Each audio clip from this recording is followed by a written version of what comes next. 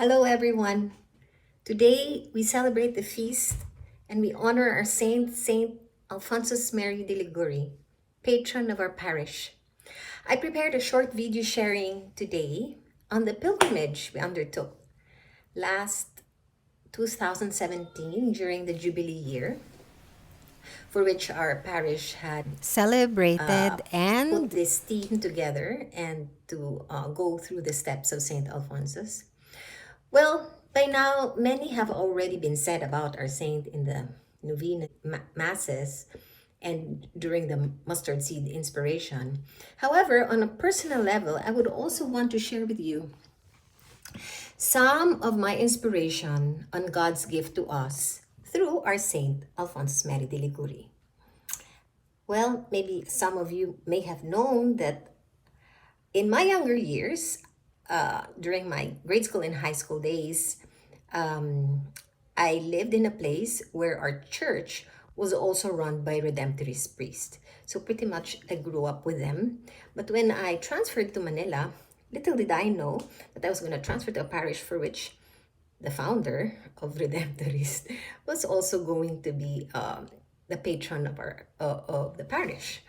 So what can I say? Maybe in my 21 years of stay here, there began my increased or my interest for knowing Mary. And this happened in about year 2000. It was also because my mom had taught me a simplified prayer called the Three Hail Marys with a short consecration prayer, which I did not know at that time. Nagaling din pala siya kay St. Alphonsus. So today, there's one thing new that I discovered about myself, which is my ever growing love for the Blessed Mother. I think she's really my teacher, and she had led me to begin to understand the meaning of the Eucharist, which is the real presence of Christ in his flesh, and not only sacramentally, but also by gift of living in his will. Today, and more, especially after the pilgrimage, I started gazing on the spirituality of love towards others and especially the poor. Because aren't we all? We are poor because we are sinners, right? So today, not am I only beginning to love Jesus in the Eucharist, but also in his passion. And now I understand the freedom now to make daily decisions, the ability to always decide to and pray that I follow his word and I follow his will. So I say, his will be done always. So I hope you enjoy my photo sharing. I'd like to begin by showing you a photo of the young Alphonsus, who at the age 19 became a lawyer. But then, even because of his success 8 years after, he had lost a big case. And this is kind of a turning point in his life, even though he already knew that he had been hearing voices inside about God's will for him. I think one of the best things that he had decided to do was to do an act of charity. And here, where we were brought to, looks like a hospital, right? Until today, it's up. And it's called the Hospital of the Incurables. And he dedicated most of his charitable works in the beginning over there. And this is also the place where he heard the voice, "Leave the world and give yourself to me." And so, walking from the hospital to a really narrow alley, there's a corner intersection of San Sebastiano and Constantinopoli, wherein you will find this church for which unfortunately is open like once a week maybe or at a particular time. As you all know, most of the churches there have no parishioners, so they close it. But significantly, this church, Santa Maria de la Mercede, is important to note, or the Church of Mercy for short, is the church for which Saint Alphonsus laid his sword to give his life entirely to Christ. This is when he decided to leave being a lawyer and to become a priest. So he depicted this at the feet of the Virgin to whom he was also devoted, laying down his sword and vowing to dedicate himself to the priesthood. So before I take you to the birthplace of Saint Alphonsus in Marianella, let me introduce you first to the place of Naples, for which I found interesting to share on my total experience of the pilgrimage. Well, first, of course, Father brings us to the busiest street where you will find side to side people selling food. There are shops with figurines, and according to him, they are also famous for making belens. As you know him, he likes this, right? So we were looking around, but I didn't get to buy though, knowing that I couldn't put together Jesus in the nativity side by side by an anting this chili pepper looking horns. In finding more about this, I realized that they are good luck charms pala. They are called cornicello. And many buy them, tourists, maybe local tourists especially, who believe that during the ancient times, this brings you fertility and good fortune. Anyway, Father brought us to this resto where also Naples is known for their Napoli food. Pizza Napoli. And is that familiar to you? We were anyway required to order one pizza each. But of course, we Filipinos, not accustomed to eating it individually, it was just a blast for us. And here I can show you later on all the food and the wine that was overflowing. I felt like it was a feast for us. After such, we walked again towards an underground place. If you know, Italy, being really ancient in civilization, built their city on top of the other. I guess this is a more practical way for them to preserve their history, and it's also cheaper.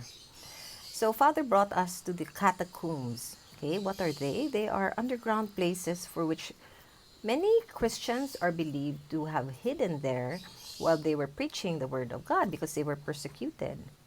And they also baptized the people there. So as you know, there is already a depletion of faith in that area because these places are turned into museums. Great delight for us Filipinos, we end with a kiss of peace. We go to Mass and Father blesses us. Now we move on to the birthplace of our dear saint. Marianella is just a drive away. It's like maybe from Manila to Tagaytay, but not really the scenic mountainous Tagaytay, but rather because there are a lot of noble families who have acquired properties then. The Redemptories, I think, were the ones who are looking after that place to keep his legacy and his things secured. And the belongings of Saint Alphonsus was preserved there. And here are some of the things you'll find. You'll see a piano, for which he was a musician, right? He was also a composer. And you will see his works. He was an artist, right? So these were his inspirations. You will also find a lot of photos about the Passion of Christ.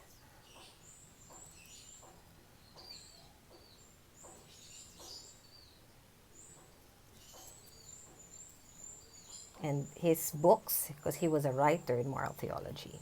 He had this also particular devotion to the child Jesus. I just didn't understand what it was about. I just didn't have time to ask. But behind these doors are empty apartment spaces dedicated to preserve what belongs now to the congregation, preserving these belongings of our saint, while the other side of the property had been occupied by tenants. And here now is the photo of the famous altar where Saint Alphonsus would pray. We actually had Mass there. I was so proud. Father asked me to do the readings. As Monsignor mentioned, the saint also loved to be praying at the Blessed Sacrament. Moving on, we were now introduced. We had to go outdoor and pass around the apartment areas. This place where they had their soup kitchen. Apparently, that place is not just, a luxury area now, but I've heard that a lot of people they take in that area are mga ex-convicts, yung hindi na tinatanggap society. So here talaga nakikita natin that the charity of Saint Alphonsus had been extended to the poor, to the abandoned, to the ones who need Jesus the most. Okay, so now that we know a little bit more about Saint Alphonsus in that sense, we can now move on to his later life. As we all know, he had founded a congregation of the Most Holy Redeemer, or known also as the Redemptorists, and then eventually he became a bishop. And then we also know that in the course of his life, he was also booted out. So he again experienced a kind of like a persecution, an emptiness, a darkness, apart from being sick or his pagiging kuba, no? So this place where I'm taking you is called Pagani, Italy. We visited the place where his relic, actually relic na yan sa loob ng parang tomb, and we were taking photos there. Father also celebrated Mass with us there, and he was also focusing on his homily about the poor, because at that time when we were there, it was also the feast of Saint Francis. In fact, he was asking us, should we celebrate Saint Francis or Saint Alphonsus? So some of them were saying Saint Alphonsus, and said, no, it should be Saint Alphonsus, of course, because it's in his tomb. Pero in the end, nung binigay sa kanya yung misal niya, it's about Saint Francis. So sabi niya, okay, we'll just celebrate both. But it was really very timely because it spoke of the same message, no, about loving the poor. He died at age 90 on August 1, 1787. And then, beside this church, there's like a rectory, similar to our parish, no? Where Saint Alphonsus was spending his last days when he was sick. In this photo, you will see Monsignor showing that place, pero sa totoo lang, bawal mag-take ng pictures doon. So I didn't have a picture, so I just borrowed his picture. But then, under was the photo of our blessed, not a photo, but the statue of our sorrowful Blessed Mother, which I felt just explained, the difficulties also and the sufferings that our Saint Alphonsus had to go through.